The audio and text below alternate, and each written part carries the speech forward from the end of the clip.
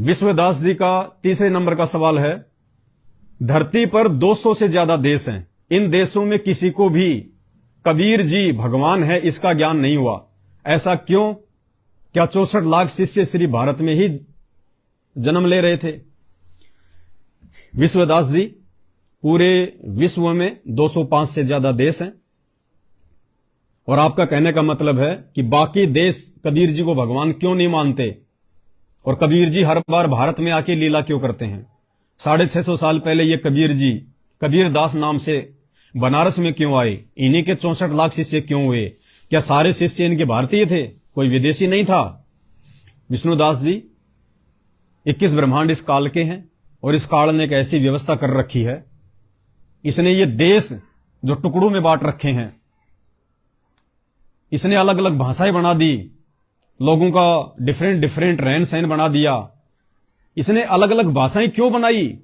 इसलिए बनाई है क्योंकि आपने जो सबसे पहला सवाल किया था कि इस कलयुग में ही सारी आत्माएं क्यों पार होती हैं, तो जब आप सृष्टि रचना पढ़ेंगे तो आपको पता चलेगा, जब ये कबीर परमात्मा सतगुरु रामपाल जी भगवान प्रथम सतयुग में अपनी आत्माओं के दुख को देखते हुए उन्हें कालजाल से मुक्त करवाने के लिए आए थे, तो सबसे पहले उस कबीर परमात्मा की अपने पुत्र जोगजीत के रूप में जो है तपतशिला पे इस काल के साथ में भेंट हुई थी। बहुत सारे वादे हुए थे, एग्रीमेंट हुए थे। उनमें से एक एग्रीमेंट यह था जो काल ने कहा था कि परमात्मा आप 3 युगों में जीव थोड़े लेकर जाना, सतयुग त्रेता द्वापर में जीव आत्माएं सतलोक में थोड़ी लेके जाना, और जब कलयुग आता है उस समय आप कितनी भी आत्मा ले जाना, मैं आपको मना नहीं करूंगा। इसने क्यों मना किया था? 3 युगों में जीव ज्यादा ले जाने के लिए और चौथे युग में सबसे ज्यादा ले जाने के लिए। इसने अपनी सोच आधार से कि जब चौथा युग आएगा, वो कलयुग आएगा, उस कलयुग में मैं इतना पाखंड फैला दूंगा अपने दूत भेज के, अपने नकली जो है संत महंत और ये धर्मगुरु शंकराचार्य भेज के लोगों को गीता और वेद के विरुद्ध साधना करवा करवा के, पाखंड पूजा पे लगा के, कोई मंदिर में जाएगा, कोई मस्जिद में भगवान ढूंढेगा, कोई कावड़ लाके भगवान ढूंढेगा, कोई पैदल यात्रा करेगा, कोई गोवर्धन की फेरी मारेगा, कोई केदारनाथ जाएगा, कोई बद्रीनाथ जाएगा, कोई कहां जाएगा, कोई कहां जाएगा। दुनिया भर के पाखंड और अज्ञान को मैं इतना समावेश कर दूंगा उस कलयुग में कि जब तुम उस कलयुग में अपनी आत्माओं को समझाने के लिए आओगे संत रूप में, उस समय कोई भी व्यक्ति तुम्हारी बात मानने को तैयार नहीं होगा। और उस कलयुग के आने से पहले पहले मैं इस दुनिया को अलग अलग जो है देशों में बांट दूंगा, सबकी भाषाएं में जो है अलग अलग कर दूंगा, ताकि कोई भी उस संत की भाषा को नहीं समझेगा। केवल एक देश के अलावा जिस देश में वो आएगा, उस देश के निवासियों के अलावा कोई भी तेरी भाषा को नहीं समझेगा। कोई चाइनीज बोलेगा, कोई अंग्रेजी बोलेगा, कोई फारसी बोलेगा, और जो आप जाओगे या आपका कोई संत जाएगा वो तो केवल एक ही भाषा में सत्संग करेगा। और जिस देश में वो आएगा उस देश में भी मैं अलग अलग जो है राज्य बना दूंगा। हैं, दक्षिणी भारत की भाषा अलग होगी, उत्तरी भारत की भाषा अलग होगी, दक्षिणी भारत की पता नहीं अलग। इतना मैं जीवों को बांट दूंगा कि कोई तेरे ज्ञान को ना सुनेगा ना समझेगा। तो परमात्मा ने कहा था कि भैया ये मेरा काम है, तू अपना खेल खेल। मैंने क्या करना है उस समय, कैसे जीवात्माओं को काल के जाल से बाहर निकालना है, मैं क्या करूंगा वो मैं जानता हूं। तो काल ने तो पूरे विश्व को अलग अलग जो है देशों में बांट दिया। लेकिन अब क्या होगा, क्योंकि परमात्मा धरती पे है, चौथा युग चल रहा है, चौथे युग में भी ये बिचली पीढ़ी चल रही है, मोक्ष का मार्ग है। इस समय परमात्मा ने जो अपना वो प्रयोजन लेके आए हैं उसको सफल करेंगे। इस समय परमात्मा अनंत आत्माओं को सतलोक में लेके जाएंगे, जो आजीवन उनकी भक्ति करेगी मर्यादा में रहके। और उसके लिए मालिक को भी अच्छे से पता था इस बात का कि ज्ञान से ये आत्माएं नहीं मानेंगी। जब तक इस जीव आत्माओं के पुण्य चलते हैं, इनके अच्छे कर्म इनके साथ में होते हैं, तब तक इनके ऊपर कोई संकट नहीं आता, कोई परेशानी नहीं आती, रोग नहीं होता, दुख नहीं होता, समस्या नहीं होती। और जब इनके पुण्य समाप्त हो जाते हैं फिर इनके पाप कर्म शेष रह जाते हैं, और पाप कर्मों के चलते इनके ऊपर आपत्तियों का दौर शुरू हो जाता है। फिर ये दौड़ा फिरता है मंदिर में, मस्जिद में, मुल्ला काजियों के पास, धर्मगुरुओं के पास में, झाड़ा लगवाने वालों के पास में, जहां भी इसको ये सुनने को मिले कि वहां जाते तेरा रोग ठीक हो जाएगा, तेरी समस्या का समाधान हो जाएगा, ये दौड़ा फिरेगा। और ये चौथा युग आ गया। हम सभी आत्माओं के जो पुण्य थे वो हमने 3 युगों में खा लिए, मानव जन्म प्राप्त कर करके, सतयुग, त्रेता और द्वापर में, क्योंकि 3 युगों में जीव बहुत सुखी होता है। तो जितने भी हमारे पुण्य थे जो पिछले जन्मों के, वो हमने राजा बन बन के, सेठ बन बन के, धनी बन बन के हमने वो खर्च कर दिए। अब ये चौथे युग में आ गए हम। हमारे वो पुण्य कर्म हमारे पास में ज्यादा नहीं है, पाप कर्म ज्यादा है। पाप कर्म से आपत्ति आती है, निर्धनता आती है, गरीबी आती है, रोग होता है, परिवार में अकाल मृत्यु होती है, समस्याएं आती हैं, बेरोजगारी बढ़ती है। तो इस समय ये आत्मा परेशान होगी, दुखी होगी। और आत्मा जब दुखी होती है तो ये भगवान की तरफ दौड़ती है। और जब ये दौड़ लगाएगी मंदिर में, मस्जिदों में, चर्चों में, गुरुद्वारों में, 33 करोड़ देवी देवताओं के मूर्तियों में, पत्थरों में, कावड़ में, गंगा जी में, वहां इनको कुछ मिलेगा नहीं। क्यों नहीं मिलेगा? क्योंकि जब परमात्मा धरती पे स्वयं आ जाता है, संत रूप में वो प्रकट हो जाता है, उसके बाद ये 33 करोड़ देवी देवता, ब्रह्मा विष्णु महेश, पीर पैगंबर, कुतुब औलिया, सुर नर मुनिजन ज्ञानी, जितने भी जो ये धर्म के ठेकेदार होते हैं, इनकी शक्तियां समाप्त हो जाती हैं। ये अपनी आध्यात्मिक पावर से किसी को लाभ देने में सक्षम नहीं रहते। कैसे? जैसे सूर्य के उदय होने के बाद में जो ये तारे होते हैं और जो चंद्रमा होता है, उनकी रोशनी फीकी पड़ने लग जाती है। रात्रि का समय होता है, तारे भी टिमटिमाते हैं, चांद होता है वो भी रोशनी देता है। लेकिन जैसे ही सूर्य उदय हो जाता है और जब दोपहर का समय आ जाता है, उस समय चांद भी फीका पड़ जाता है और वो सितारे तो दिखाई नहीं देते। तो ये कबीर परमात्मा, सतगुरु रामपाल जी भगवान, ये सूरज है, ब्रह्मा विष्णु महेश ये चांद हैं, और 33 करोड़ देवी देवता ये सितारे हैं। तो आज 8 सितंबर 1951 से सतगुरु रामपाल जी भगवान धरती पे प्रकट हो चुके हैं। और धीरे धीरे सन 1994 से उन्होंने अपने भक्ति मार्ग को आगे फैलाना शुरू किया। आज 28 वर्ष हो चुकी है।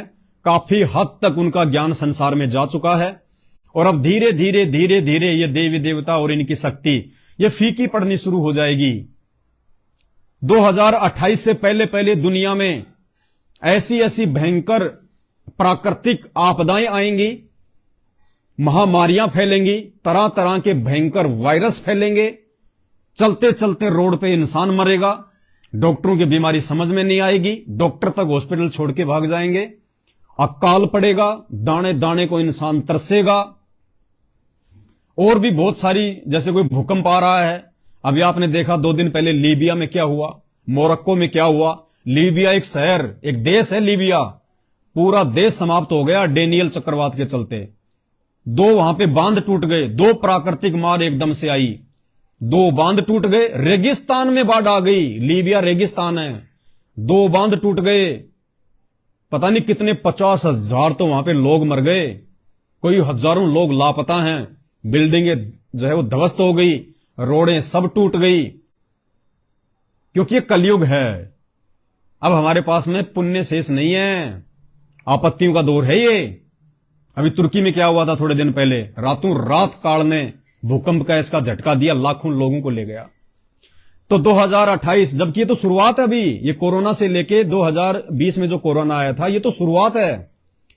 और 2028 से पहले पहले ये प्राकृतिक आपदाएं संसार को घुटने के बल ले आएंगी, चाहे कोई शक्ति हो चाहे महाशक्ति हो। ना किसी देश की औकात है, ना किसी राजा की औकात है, ना किसी राष्ट्रपति की औकात है, ना आपकी विज्ञान की औकात है जो उन आपदाओं से इंसानों को बचा सके। तो 2028 से पहले पहले ये इंसान प्राकृतिक मारों को झेल के इतना दुखी हो जाएगा, इतना बेबस हो जाएगा, इतना लाचार हो जाएगा, जैसे इंसान को लकवा मार जाता है, वो चाहकर भी अपने पैरों पे खड़ा नहीं हो पाता। और ये सबको देखेगा कि मैं तो वर्षों से जो है, मैं गुरुद्वारे में जा रहा हूं, मैं चर्च में जा रहा हूं, मस्जिद में जा रहा हूं, मैं तो अल्लाह की 5 बार जो है नमाज करता हूं, रोजा रखता हूं, मैं तो बंक मारता हूं। कोई कहेगा मैं तो हनुमान चालीसा का पाठ करता हूं, ब्रह्मा विष्णु महेश को पूजता हूं, मेरे दादा परदादा जो है पूजते आ रहे थे, मैंने तो गांव में जो है मंदिर बनवा रखा है।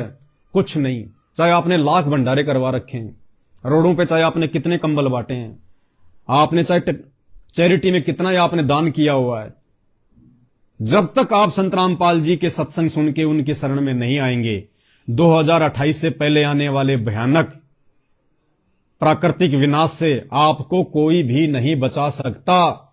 आपको प्राकृतिक आपदाएं झेलनी पड़ेंगी। और उन प्राकृतिक आपदाओं के समय वर्तमान में जो व्यक्ति संत रामपाल जी के भगत हैं और मर्यादा में रह के भक्ति कर रहे हैं, संत रामपाल जी के भक्ति में दो पार्ट हैं। एक पार्ट है उनका अपना जो परिवार है, जो कलयुगी परिवार है, जो सांसारिक परिवार है। उन लोगों ने लाखों लोगों को अपने पीछे लगा रखा है, लगभग 90% संगत को, और इतना पाखंड फैला रखा उन लोगों ने, इतना अज्ञान फैला दिया संत रामपाल जी के मार्ग में। उन सभी लोगों की मर्यादाएं टूटी हुई हैं। आने वाले समय में उन लोगों का भी बचाव नहीं हो पाएगा। कुछ एक का होगा जिनकी भक्ति अभी शेष है, बाकी परमात्मा पूर्ण रूप से केवल साध संगति से जुड़ी हुई अपनी विशेष आत्माओं की ही रक्षा करेंगे। उनको परमात्मा किसी भी वस्तु का अभाव नहीं होने देंगे, चाहे कुछ भी करना पड़े परमात्मा को।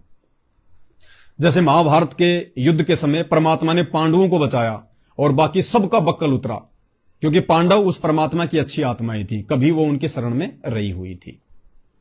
तो इस प्रकार ये दुनिया, चाहे कोई किसी भी धर्म को मानने वाला है, मुसलमान अपने अल्लाह को पुकार पुकार के मर जाएंगे, बंग मार मार के मर जाएंगे, नमाजें 5 की जगह 20-20 पढ़ के थक जाएंगे, लेकिन वो अल्लाह जिसको ये अल्लाह समझ रहे हैं, हालांकि वो शैतान है। हिंदू धर्म में जिसको काल कहते हैं, वो शैतान नहीं आएगा। वो तो चाहता है कि ये मरे ज्यादा से ज्यादा, वरना कहीं वो भगवान इनको ले ना जाए, इनको सतलोक। तो वो तो सारी प्राकृतिक आपदाएं ही लाएगा। उसका तो मुख्य काम है दुनिया को दुखी करना, परेशान करना, ज्यादा से ज्यादा आत्माओं को मार के अपनी जेब में डाल लेना अपने भोजन के लिए। वो नहीं बचाएगा। हिंदू भगवान को पुकार पुकार के मर जाएंगे, अपने इष्ट देवों को पुकार पुकार के मर जाएंगे, कोई इष्ट नहीं आएगा। सब न्यूट्रल हैं, सब निष्क्रिय हैं, सब शक्तिहीन हैं। ईसाई अपने मसीहा को, यीशु को पिता परमेश्वर बादलों से आएगा, बादलों से आएगा। वो बादल फाड़ के नहीं आने वाला। जिसने आना था, जो असली मसीहा है दुनिया का, वो कबीर देव है, जो सतगुरु रामपाल जी के रूप में बादल फाड़ के, धरती फाड़ के, आसमान को फाड़ के 8 सितंबर 1951 को आ चुका है। सत्संग सुन के उनकी पहचान कर लोगे तो बच जाओगे, नहीं तुम्हारा वो ईसा मसीह जो सूली चढ़ के मरा था, अरे जो खुद अपनी जान नहीं बचा पाया, जो खुद ऐसी भयंकर दर्दनाक मौत मरा, वो तुम्हें बचाने के लिए कहां से आ जाएगा? विचार तो करो कुछ।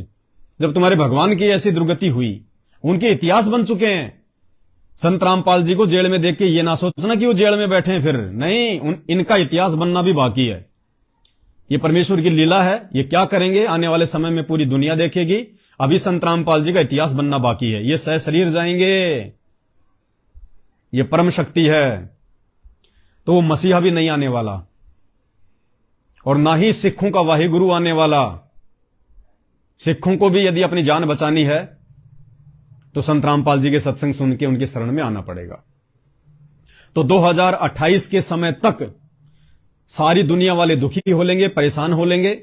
तब इनको संत रामपाल जी में ऑटोमेटिक, बिना बताए, बिना समझाए, इनको भगवान क्या, भगवानों का भगवान भी नजर आने लगेगा। निसंग से भगवान मान लेगी पूरी दुनिया, क्योंकि जब सबको पता चल जाएगा कि सब देवी देवता फेल हो गए, हमारे जितने भी गुरु संत महात्मा थे सब फेल हो गए, सब अपनी जान बचाते भाग रहे हैं। और भाई ये संत रामपाल जी के भगत, संत रामपाल जी के भगतों को देख के दुनिया समझेगी उस समय संत रामपाल जी को। जब उस भुखमरी के समय में संत रामपाल जी के भगत दुनिया के लिए भंडारे चलाएंगे, उन प्राकृतिक आपदाओं के समय में संत रामपाल जी के भक्तों के घर, उनके परिवार, उनके बाल बच्चे बिल्कुल सुरक्षित रहेंगे, जैसे पानी के ऊपर नौका रहती है। तब दुनिया देखेगी यार ये कौन से आदमी है यार, ये क्या है, ये किसकी भक्ति करते हैं। तब दुनिया दौड़ दौड़ के संत रामपाल जी के चरण में आएगी, उनके भक्तों के पास जाएगी, उनसे कहेगी कि हमारे संत रामपाल जी से जोड़ने की विधि बताओ, हमारे को तीनों समय की आरती की विधि बताओ। उस समय दुनिया को पता चलेगा इन सब बातों का। तो उस समय सारे एक हो जाएंगे। जो आज उस कबीर जी को भगवान नहीं मान रहे, संत रामपाल जी को संत नहीं मान रहे, उस समय वो ऑटोमेटिक मान लेंगे, बिना जोर लगाए मान लेंगे, बिना समझाए मान लेंगे। जो उनको कहेंगे उसी बात को फॉलो करेंगे। हाँ जी, बिल्कुल सही कह रहे हो, संत रामपाल जी भगवान है, परमात्मा है, इनसे बढ़ के कोई नहीं है। क्योंकि मुसीबत में तो आदमी गधे को भी बाप बना लेता है, ये तो भगवान आया हुआ है। भगवान को बाप बनाने में तो दुनिया चुकेगी नहीं उस समय।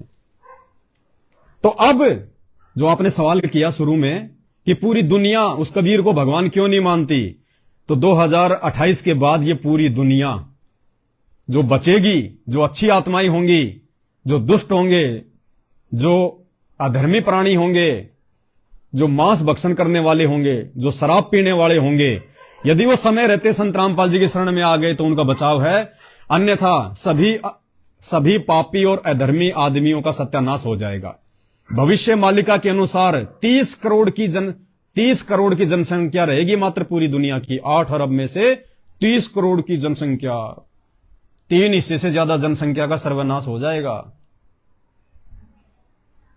विश्वास करना थोड़ा दुबर हो रहा है ना, लेकिन परमात्मा के लिए कुछ भी असंभव नहीं है।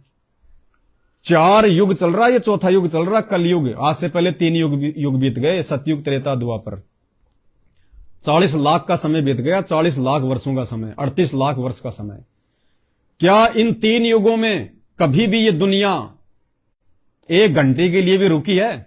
आप कहोगे जी बिल्कुल नहीं रुकी दुनिया। लेकिन जब 2020 में कोरोना आया तो 3 महीने के लिए दुनिया रुक गई। 3 महीने के लिए फैक्ट्री, कारखाने, गाड़ी, घोड़े, बस सब रुक गए 3 महीने के लिए। तो भाई ये रातों रात कब क्या हो जाएगा, आप और हमारी सोच से बाहर की बात है। परमात्मा ऐसी परम शक्ति है, जब वो अपनी वाली पे आता है ना तो किसी की सुनता नहीं है। तो उस समय ये पूरी दुनिया, इस पूरी दुनिया में जितने भी लोग जो बचेंगे, वो पूरी दुनिया कबीर जी को अपना गॉड, भगवान, मसीहा, अल्लाह, वाहिगुरु ऑटोमेटिक स्वीकार कर लेगी, पूरी दुनिया।